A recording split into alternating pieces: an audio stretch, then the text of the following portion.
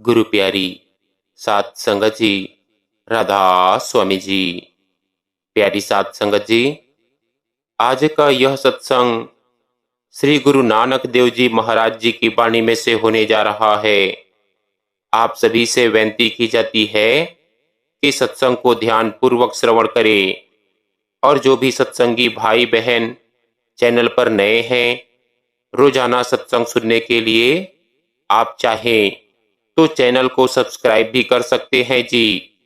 तो संगत जी, आओ अपने अपने सदगुरु को याद करके आज के इस रूहानियत भरे सत्संग में आगे बढ़ते हैं। संगत जी, हम अक्सर सोचते हैं कि हमारे कर्म और प्रयास ही सब कुछ तय करते हैं, लेकिन गुरु साहिब कहते हैं कि संसार की सृष्टि, उसमें जीवन का चलन, सुख दुख सब मालिक की मर्जी से होता है। संगत जी, जब आप यह समझते हैं कि जीवन की हर घटना ईश्वर की योजना का हिस्सा है, तब न केवल आपका मन शांत होता है, बल्कि आपका भजन सिमरन भी अधिक गहन और प्रभावशाली बन जाता है। जब हम यह मान लेते हैं कि सब कुछ विधि पूर्वक हो रहा है, तब जीवन में अनुशासन और संयम का महत्व समझ में आता है। हम अब अनावश्यक चिंता और क्रोध से बचते हैं। विधाता के भरोसे रहने से हमारा मन धैर्यवान बनता है। कठिनाइयां हमें अब डर नहीं लगती, बल्कि हम समझते हैं कि ये ईश्वर के द्वारा हमारी आत्मा की परीक्षा और सुधार का साधन है। जब हम सत्संग में बैठते हैं, गुरु की वाणी सुनते हैं और संतों के साथ भजन सिमरन करते हैं, तो हमारी आत्मा की ज्योति और प्रज्वलित होती है। सत्संग हमें यह सिखाता है कि भक्ति केवल मंदिर में जाकर नहीं होती, बल्कि मन के भीतर ईश्वर की उपस्थिति को महसूस करने में होती है। हम कर्म करते हैं, पर फलों की चिंता नहीं करते। यही गुरु नानक देव जी का संदेश है, जो आज की वाणी में हमें सुनने को मिलेगा। संगत जी, आज के सत्संग के वचन है, आपे कर्ता पुरख विधाता, जिन आपे आप उपाय पछाता, आपे सतगुर आपे सेवक, आपे सृष्टि उपाय है। आप फरमाते हैं कि मैंने पहले भी कई बार अर्ज की है और अब भी अर्ज करता हूं। कई नए लोग आए हुए हैं, मैं उनके लिए खासकर कहता हूं कि विचार करो, संतों महात्माओं का मत क्या है। गुरु नानक साहिब कहते हैं कि जिन जिन ऋषियों मुनियों वलियों ने मालिक की खोज की, उन्होंने पहली बात तो यह कही कि हमारा कोई मालिक है, इस संपूर्ण सृष्टि का रचनहार, यानी इन खंडों ब्रह्मांडों को बनाने वाला कोई है। और दूसरी बात यह कही है कि वह जीते जी मिलता है और केवल इंसानों को मिलता है। पशुओं में उसने यह लियाकत ही नहीं रखी कि वे प्रभु से मिलाप कर सके, न फरिश्तों में ही यह लियाकत यानी योग्यता रखी है। यही कबीर साहिब कहते हैं, इस देही को सिमरौ देव, सो देही भज हर की सेव। आपके कहने का मतलब है कि देवता भी तरसते हैं कि उनको मनुष्य जन्म मिले, ताकि वे परमात्मा की भक्ति कर सके। फिर भी कई लोग समझते हैं कि देवता इंसान से अच्छे हैं। वे देवता क्या हैं? जिन्होंने मनुष्य जन्म पाकर उत्तम कर्म किए, परंतु नाम की कमाई नहीं की। जब मरे तो बैकुंठों में पहुंचे और कोई स्वर्गों में। वहां पर वे अपने उत्तम कर्मों का फल भोग रहे हैं। जब उनकी अवधि यानी मियाद पूरी होती है, उनका समय समाप्त होता है, तो वे फिर से मनुष्य जन्म में आ जाते हैं। पहली बात तो यह है कि हमारा कोई मालिक है, और दूसरी बात यह है कि वह केवल इंसान को मिलता है। तीसरी बात यह है कि वह मालिक हमारे अंदर है, वह बाहर नहीं मिलता, बल्कि जब भी मिलता है हमारे अंदर ही मिलता है। वह नजदीक से नजदीक है और हमारे दिल के अंदर बैठा हुआ है, लेकिन वह इतना सूक्ष्म है कि ये कान उसकी आवाज नहीं सुन सकते, बल्कि ये कान तो स्थूल संसार से संबंध पैदा करने के लिए हैं। जब यह गुरु का उपदेश पाकर मालिक की आवाज को सुनता है, तो उसको उस अति सूक्ष्म मालिक से मेल जोल करने की योग्यता आ जाती है। अब चौथी बात यह है कि वह मस्तक के अंदर अंदर आंखों से ऊपर है, नीचे नहीं। जिस तरह सूर्य आकाश में है, पानी धरती पर है, पानी में उसका अक्स यानी प्रतिबिंब पड़ रहा है, तो जो देखता है वह यही कहता है कि सूर्य तो ऊपर आकाश में है, यह पानी में उसका अक्स है। इसी तरह जो आंखों से नीचे देख रहे हैं भाई, वे केवल परछाई ही देख रहे हैं। मैं पहले भी कई बार अर्ज कर चुका हूं कि कई डॉक्टर कहते हैं कि हमने कई मुर्दे चीरे, मगर अंदर से ना खंड ब्रह्मांड निकले, ना सचखंड निकला और ना ही मालिक मिला। उसका उत्तर है कि जो तुम्हारे पास औजार है उनके द्वारा ना खंड ब्रह्मांड मिलते हैं, ना सचखंड मिलता है और ना मालिक। अगर तुम सूक्ष्म होकर मन का पर्दा फाड़ दो तो मालिक मिल सकता है, क्योंकि वह स्थूल वस्तु नहीं। इसीलिए उसको पाने के लिए बारीक अथवा अत्यंत सूक्ष्म होना पड़ता है। और कौन सी खोज करनी है, किसके साथ खंडों ब्रह्मांडों पर जाना है? इसका जवाब यह है कि जो धार खंडों ब्रह्मांडों को बनाती है उसकी खोज करनी है, उसके साथ जाना है। हमारे शरीर में उसका केंद्र आंखों के पीछे है, क्योंकि उसके अंदर आवाज है, इसीलिए उसका नाम शब्द है। गुरु अमरदास साहेब कहते हैं, उत्पत परलव शब्दे होवे, शब्दे ही फिर ओपत होवे। सबको पैदा करने वाला, सबकी पालना करने वाला और सबको फना करने वाला वह शब्द है। उसको धार कह दो, नाम कह दो, वह सच है, वह अद्वैत है। लेकिन जो कुछ मन ने बनाया है यह तो द्वैत है, यह बदलता है, वह नहीं बदलता। वह एक करेंट है, यानी धारा। उसी का नाम गुरु नानक देव जी ने हुक्म रखा है, क्योंकि उसी के द्वारा कुल संपूर्ण रचना का इंतजाम हो रहा है। आप फरमाते हैं, हुक्मी होवन आकार, हुक्म न कहिया जाई, हुक्मी होवन जीव, हुक्म मिले वडियाई। कहते हैं कि उसके और भी कई नाम हैं, जैसे नाम, शब्द, अकथ कथा, बाणी, नाद, गुरबानी, कीर्तन या अमृत। उसे कीर्तन इसीलिए कहा है कि वह मीठे से मीठा राग है। अमृत इसीलिए कहा गया है कि जो उससे जुड़ता है अमर हो जाता है। संतों की सारी बानी में या तो नाम की महिमा आएगी, या कीर्तन की महिमा आएगी, या संतों की महिमा आएगी, जिन्होंने नाम या शब्द द्वारा अपने मन को वश में कर लिया है। अब पहली पातशाही गुरु नानक साहिब इसी नाम या शब्द की महिमा करते हैं और कहते हैं कि जो सारी रचना का कर्ता है वह एक है। इसीलिए तो आपने फरमाया, आपे कर्ता पुरख विधाता, यानी सारी दुनिया के कारोबार को चलाने वाला, खंडों ब्रह्मांडों को बनाने वाला, यानी सबको बनाने वाला, वह एक है। गुरु साहिब कहते हैं कि वह आप ही सारी सृष्टि की रचना करके सबके अंदर छिपकर बैठ गया है। फिर वह खुद ही अपने खोज करने लग गया। आप ही आकर समझाने लग गया और आप ही गुप्त हो गया है, लेकिन किसी किसी के अंदर प्रकट होकर वह अपनी प्राप्ति का मार्ग बताता है।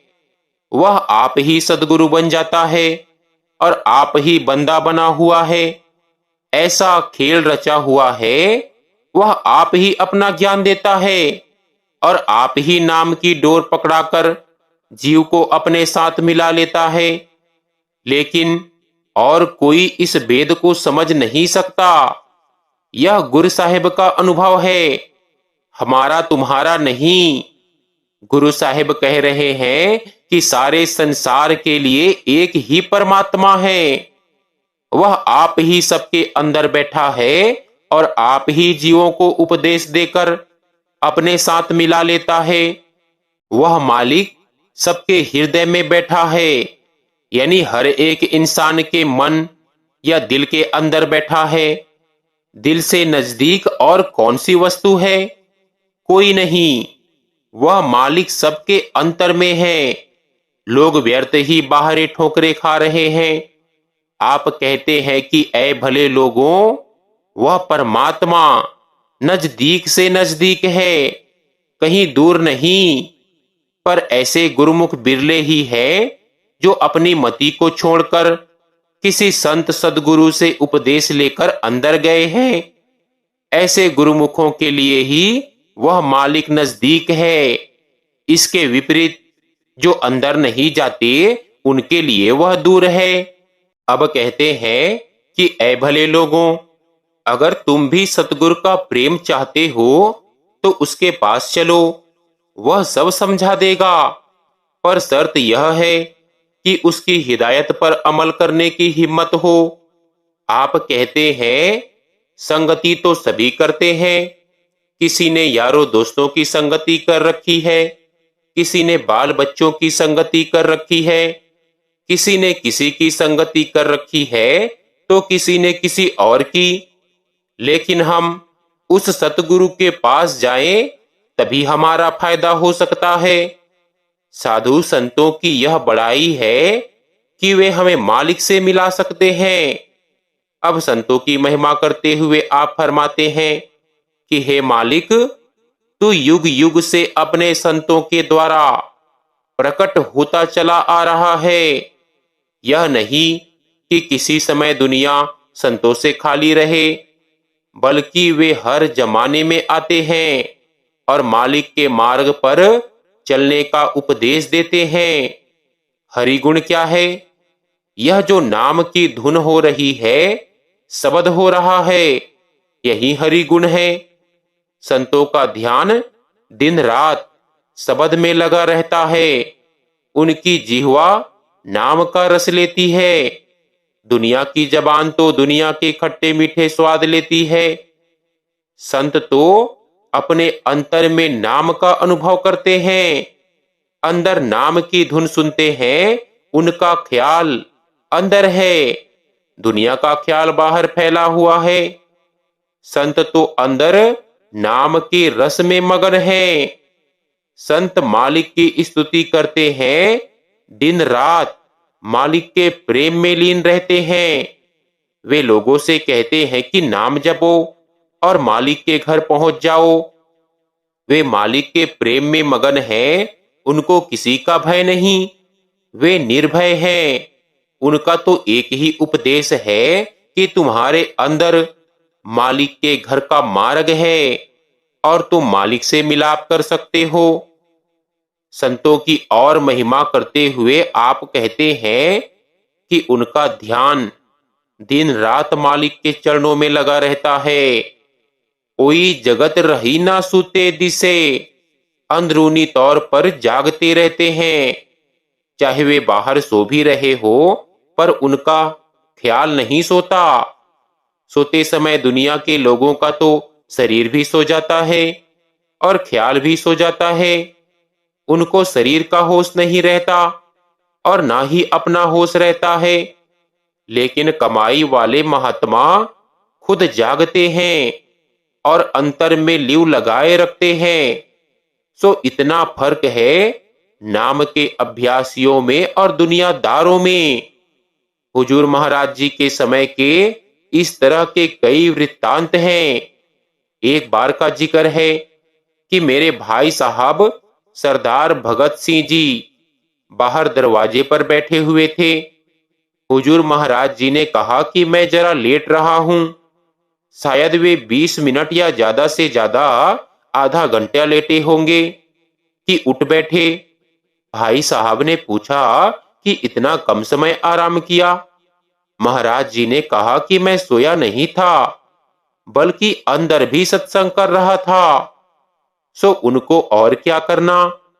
कहते हैं कि जिस घर में सुशील और सुघड़ गृहिणी होती है, वही घर शोभा पाता है। यह संतों की महिमा की जितनी भी बानी है, सब उन पर घटती है। उन पर दुनिया की कोई मैल नहीं है। वे मुर्गाबी की तरह पानी में सारी उम्र गुजारते हैं, लेकिन जब उड़ते हैं तो सूखे के सूखे। उनके अंदर जरा भी मैल नहीं होती। उनका प्रेम हमेशा मालिक और नाम के साथ लगा रहता है। इसके विपरीत दुनिया के लोगों का प्यार दुनिया के साथ लगा हुआ है। प्यार तो सबका ही लगा हुआ है। दुनिया के लोगों ने बाहर दुनिया की वस्तुओं में ध्यान लगा रखा है, और संतों ने अंतर में नाम के साथ। वे फायदे में हैं, दुनिया घाटे में है। गुरु साहिब ऊपर मालिक की महिमा करते हुए कह चुके हैं कि यह सारा खेल उसका अपना रचा हुआ है। वह खुद सबके अंदर गुपत होकर बैठा है, और आप ही गुरु रूप में आकर कहता है कि मुझे इस ढंग से तलाश करो। दुनिया किसी घाट पर बैठी है, बहुत नीचे। अब गुरु साहिब कहते हैं कि तुम भी संतों के मार्ग लेकर उनकी रहनी अपना लो, ताकि तुम भी मालिक के गोद में जा बैठो। आप फिर कहते हैं कि मनुष्य जन्म बड़े श्रेष्ठ भाग्य से मिला है, और यह देह सदा के लिए रहने वाली नहीं है। इसीलिए जितनी जल्दी हो सके इससे लाभ उठा लो। यह जो हृदय है, यह मालिक का बनाया हुआ है, यह हरि का बनाया हुआ है। अंदर जाओ और इसके अंदर हरि की वाणी को सुनो, नाम को सुनो, और उसके साथ प्रेम पैदा करो। न यह देह रहने वाली है, न ये सांसें रहने वाले हैं, और न यह जवानी ही रहने वाली है। इसीलिए प्यारे, इस जन्म का जल्दी से जल्दी फायदा उठा लो। दूसरे लफ्जों में, सतगुरु से मिलकर अंदर नाम को पकड़ लो, शब्द के साथ जुड़ जाओ, क्योंकि मौत का कुछ पता नहीं कि कब आ जाए। कोई नहीं कह सकता कि कब जाना है।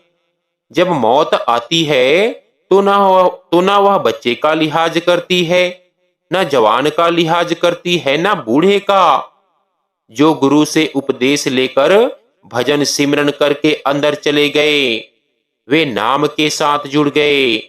उनका जन्म मरण का चक्कर समाप्त हो गया। जो बाहर ही बैठे रहे, उनका समय बर्बाद हो गया।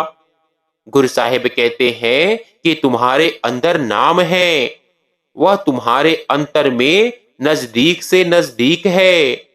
अंदर जाओ और उसे प्रकट कर लो। संतों से तो बार बार यही हिदायत मिलेगी कि तुम्हारे अंदर नाम है, उसके साथ जुड़ जाओ। अब आप कहते हैं कि अगर तुम नाम की कमाई नहीं करोगे और दुनिया के साथ प्यार बनाए रखोगे तो क्या हालत होगी। गुरु साहिब वर्णन करते हैं कि सारी उम्र कूड़ के साथ प्यार करके खुद कूड़ हो गए हो। केवल एक नाम ही सच है, बाकी सब मिथ्या है, कूड़ है। खंड ब्रह्मांड कूड़ है, क्योंकि वे बदलते रहेंगे। दुनिया कूड़ है, राजा महाराजा कूड़ है, कोई स्थिर नहीं, सब बदलते रहते हैं। इसीलिए संत उपदेश देते हैं कि कूड़ से प्रेम तोड़ो और सच के साथ जोड़ो। अगर कूड़ अथवा नश्वर और मिथ्या के साथ प्यार रखोगे तो काल तुम्हें अपना शिकार बना लेगा। काल ने अपने एजेंट हर इंसान के साथ रखे हुए हैं ताकि ये उसे नाम के साथ जुड़ने ना दे। जब वह अंदर नाम की ओर ख्याल करता है तो ये उसी समय विघ्न पैदा करने लगते हैं। जब तक जीव मन और माया की हद में है तब तक वे माया का ही चोगा चुगते हैं, माया के ही आश्रय रहते हैं। जब गुरु की कृपा द्वारा मन माया हद से निकल गए तो आजाद हो गए। यह दुनिया मन का देश है, धर्मराय का देश है। यह सारा मन माया का प्रपंच है। जो मन के देश में रह गए वे माया में ही खप खप कर मर गए। जो साकत यानी मनमुख हैं वे दिन रात माया में उलझ कर मरते हैं। वे कभी सुख नहीं पाते। वे नाम को छोड़कर फैलाव में आकर जन्म मरण के दायरे में रहकर हमेशा परेशान रहते हैं। गुरु साहिब या संतों या नाम मार्ग वालों की गति पहले कह चुके हैं। अब मन मार्ग वालों का हाल बयान करते हुए कहते हैं कि ऐ भले लोगों, माया को छोड़ो और नाम की कमाई करो। मन मार्ग का खोखलापन बताकर फिर हिदायत करते हैं कि अंदर जाकर नाम के साथ आत्मा को जोड़ो। निंदा करना छोड़ दो। निंदा क्या है? अपने आप को अच्छा समझना और दूसरों को बुरा। जो मन मार्ग में है वे सब निंदक हैं, क्योंकि वे दूसरों को अपने जितना अकल वाला नहीं समझते। जब तक इंसान ऐसा करता है वह निंदक है। यह मन मार्ग की निशानी है। पर जीव चाहे निंदक हो, लोभी हो, अहंकारी हो, जब वह नाम के साथ जुड़ेगा निर्मल हो जाएगा। यह मन मार्ग में आया हुआ है, इसीलिए यह लोभी, अहंकारी और निंदक है। सारा संसार निंदक है। सो गुरु साहेब फरमाते हैं कि निंदा छोड़ दो, अहंकार छोड़ दो और अंदर जाकर नाम के साथ जुड़ जाओ। फरमाते हैं तात पराई यानी पराया प्यार भी छोड़ दो और मालिक का प्यार पैदा करो। दूसरे लफ्जों में दुनिया का प्यार छोड़ो और मन मार्ग को छोड़कर नाम की मार्ग की ओर आ जाओ। सब लोग शांति चाहते हैं और वह उसे तलाश करते हैं धार्मिक ग्रंथों में, लेकिन इन धर्म पुस्तकों को पढ़ने में शांति नहीं। शांति तो केवल एक ही जगह है, अंदर नाम के साथ जुड़ने में। सच्ची शांति नाम की कमाई में है। अगर बाहर शांति होती तो गुरु नानक देव जी यह न कहते कि नानक दुखिया सब संसार, कि सारा संसार दुखी है। अपने अपने गिरेबान में नजर डालकर देखो, क्या कोई सुखी है? कोई नहीं। अब सवाल पैदा होता है कि सुखी कौन है? फरमाते हैं कि सो सुखिया जिस नाम आधार। जो नाम के साथ जुड़ गया वह सुखी है, उसको शांति प्राप्त हो गई। जितनी भी जल्दी हो सके किसी नाम के भेदी से नाम का भेद लेकर के चले आओ और सुखी हो जाओ। अब कहते हैं कि वह आत्म राम है, सबके अंदर रमा हुआ है। अंदर जाकर उसके साथ प्रेम पैदा करके सुखी हो जाओ। फिर वही उपदेश करते हैं कि छोड़हु काम क्रोध बुरियाई, हौ में धुंध छोड़हु लपटाई। कहते हैं कि काम, क्रोध, लोभ, मोह, अहंकार, इन पांचों धाराओं को बंद करो, क्योंकि जब इंसान का ख्याल अंदर से बाहर निकलता है तो काम या क्रोध या लोभ या मोह या अहंकार का सहारा निकलता है। यानी इन पांच धाराओं के जरिए इसका ख्याल बाहर फैला हुआ है। गुरु साहिब कहते हैं कि इसमें फंसकर भटकते हुए तुझे बहुत समय हो गया है, अब इनका प्यार छोड़ दे। दूसरे लफ्जों में मन मार्ग को छोड़ो और नाम मार्ग को पकड़ो। अगर जीव लंपट, या विषय विकारों में लगा हुआ है तो भी वह मन का बंदा है। अगर उसमें और कोई दोष है तो भी मन मार्ग पर ही है। जितने दुनिया के धंधे हैं वे सब मन मार्ग हैं। इसी तरह जितना दुनिया का मोह प्यार है सब मन मार्ग है। अगर यह मोह प्यार ना होता तो हम कभी के मालिक के घर पहुंच चुके होते। हमको अभी तक वह मार्ग ना मिला। वह मार्ग क्या था? अंदर ख्याल को ठहराना और नाम के साथ जुड़ना। हमने सारी उम्र बाहर ही बाहर खो दी।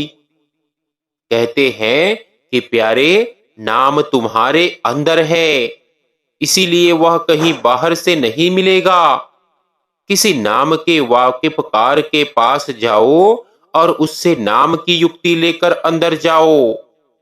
सो महाराज जी कहते हैं कि 84 के चक्कर से बचने का प्यारे एक ही उपाय है। और वो क्या है? गुरु से मिलकर नाम की युक्ति प्राप्त करके उसकी कमाई करते हुए अंदर चले जाना। अब देखो, गुरु साहिब फिर से मनमारक का हाल बयान कर रहे हैं। कहते हैं कि इतना ही नहीं, बल्कि मरकर जिस रास्ते जाना है उसके दुख व क्लेश का कोई हिसाब ही नहीं। जो यहां इस दुनिया के दुख हैं वे और किस्म के हैं। मेरे पास कई बार चिट्ठियां आती है कि जी करता है कि मर जाएं, दुनिया से बहुत ज्यादा तंग आ गए हैं। अफीम खाकर या जहर खाकर या कोई और तरीके से जीवन का अंत कर लेना, यह कमजोर विचार है। मौत दुखों से छुटकारा नहीं, बल्कि यहाँ पर जो बुरे काम करते हैं आगे जाकर उनका हिसाब देना पड़ता है। इन दुखों का इलाज मनुष्य जन्म में ही है, इसके बाद कोई इलाज नहीं। अगर जान खो देंगे तो भी सुख नहीं मिलेगा। यह कभी ना कभी सोचो कि शरीर छोड़ते ही दुख दूर हो जाएंगे। अगर गुरु के साथ प्यार है तो कभी भूल कर भी अपनी जान गंवाने का विचार तक ना करो। गुरु साहिब कहते हैं कि वह तरीका अपनाओ कि मनुष्य जन्म सफल हो जाए। अब जो मरने के बाद दुख होता है वह बताते हैं कि जिस समय मरकर जीव धर्मराज के दरबार में जाता है तो रास्ते में आग की नदी आती है जो बहुत बड़ी है और उसमें से बड़े बड़े शोले उठते हैं।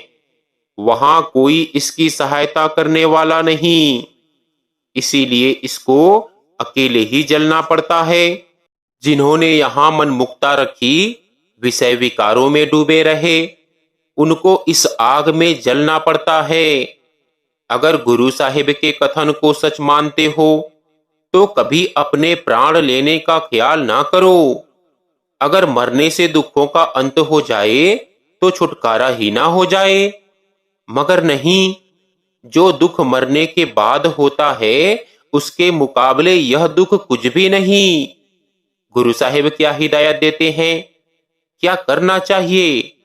कहते हैं मुक्ति का मार्ग नाम है और नाम के अभ्यास की युक्ति गुरु से मिलती है। गुरु पही मुक्ति दान दे भाणे, यह दात गुरु किसे देता है? जिस पर मालिक की मौज हो, रजा हो, मालिक की दया हो। यही गुरु रामदास साहिब कहते हैं, प्रभ मस्तके धूरी लिखिया गुरमति हरि लियु लाइयो, कि जिनके मस्तक पर धुर से लिखा है गुरु उनको ही नाम की युक्ति देता है। जिन्होंने सतगुरु के जरिए नाम का सुख प्राप्त कर लिया उनसे जाकर पूछो, वे यही कहेंगे कि सुख नाम में ही है।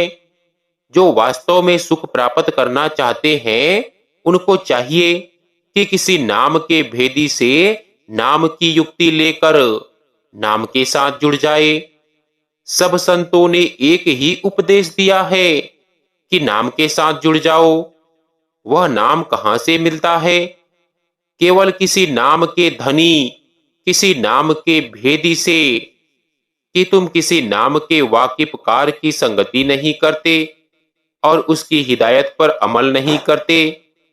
दुनिया की ओर देखो, कोई मंदिरों में जाता है, कोई मूर्तियों की पूजा करता है, कोई इंद्रियों को साधने में लगा हुआ है, तो कोई किसी और अभ्यास में। गुरु साहेब कहते हैं कि ये सब गलत रास्ते पर जा रहे हैं। युक्ति केवल एक ही है, नाम के साथ जुड़ जाना। यह अपने अंदर जाने का विषय है। जो अंदर जाता है उससे पूछो कि अंदर किस तरह जाया जाता है। सत्संग में यह पहले भी आ चुका है कि जो लोग मुक्ति के लिए दूसरे साधन अपनाते हैं वे उल्टा और ज्यादा मैल चढ़ा लेते हैं, क्योंकि ये बाहरमुखी क्रियाएं मुक्ति का साधन नहीं है। जब तक जीव धर्म राय का देश नहीं छोड़ता तब तक प्यारे छुटकारा कहां। छुटकारे की सूरत एक ही है कि मन का पल्ला छोड़ दो और अंदर जाकर नाम का पल्ला पकड़ लो। सारा संसार बंधनों में बंधा हुआ है। लोग जितने साधन मन मार्ग में करते हैं सब व्यर्थ है, क्योंकि इनमें मुक्ति का साधन कोई भी नहीं है। गुरु साहिब कहते हैं कि ये सब लोग मन मार्ग में पड़कर डूब गए, क्योंकि एक तो वे अपनी अकल के बराबर और किसी की अकल नहीं समझते, दूसरे वे पर निंदा करते हैं।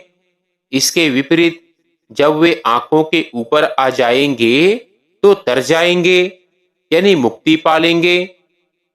ऊपर मन मुखों की अवस्था का वर्णन किया है कि किस तरह वे डूबे हुए हैं।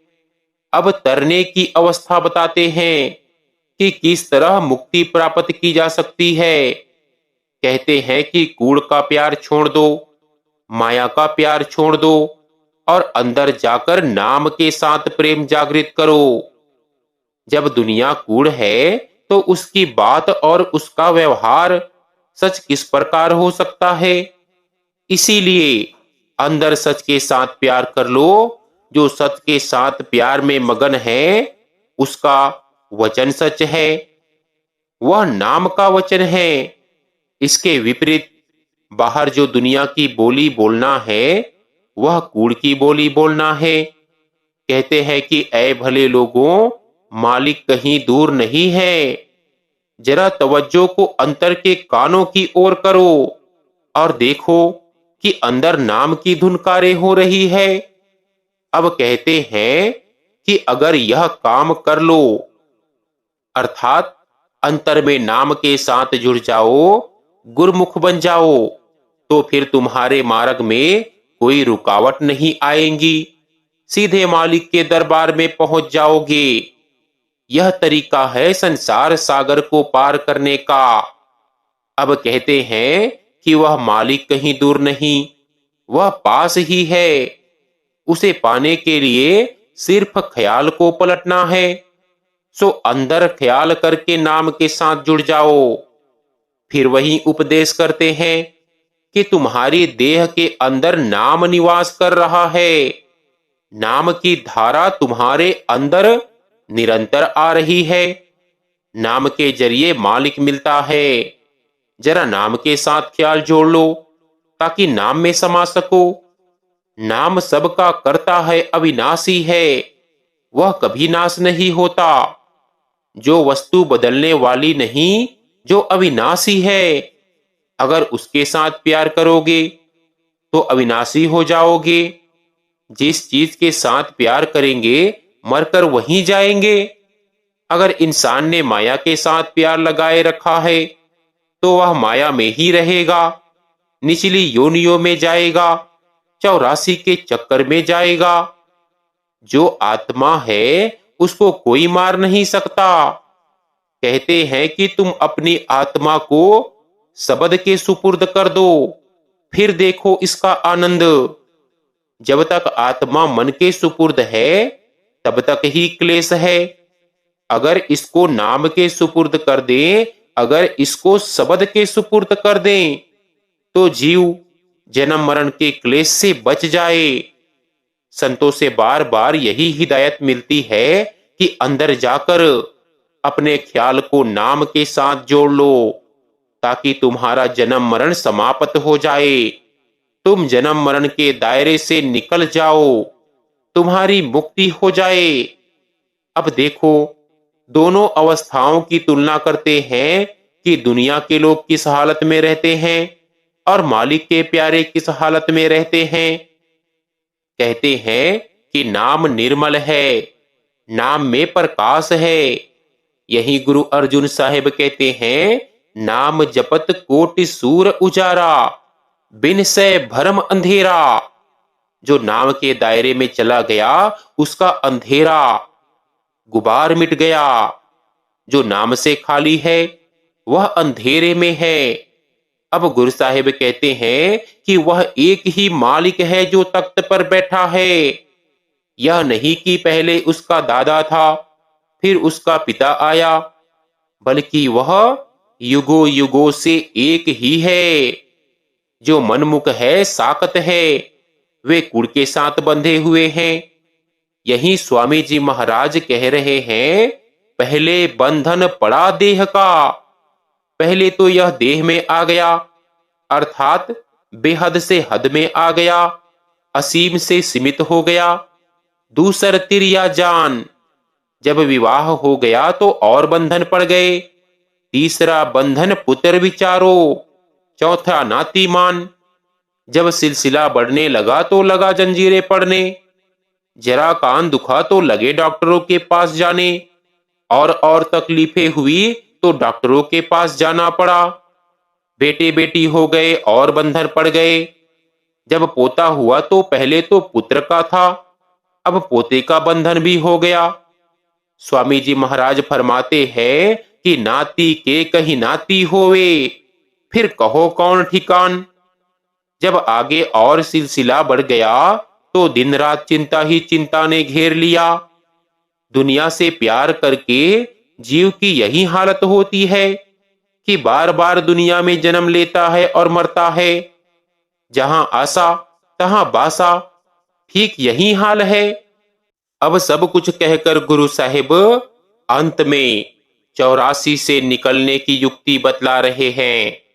कहते हैं कि सेवक तो सभी हैं, किसी ने किसी के साथ, किसी ने किसी के साथ प्यार कर रखा है।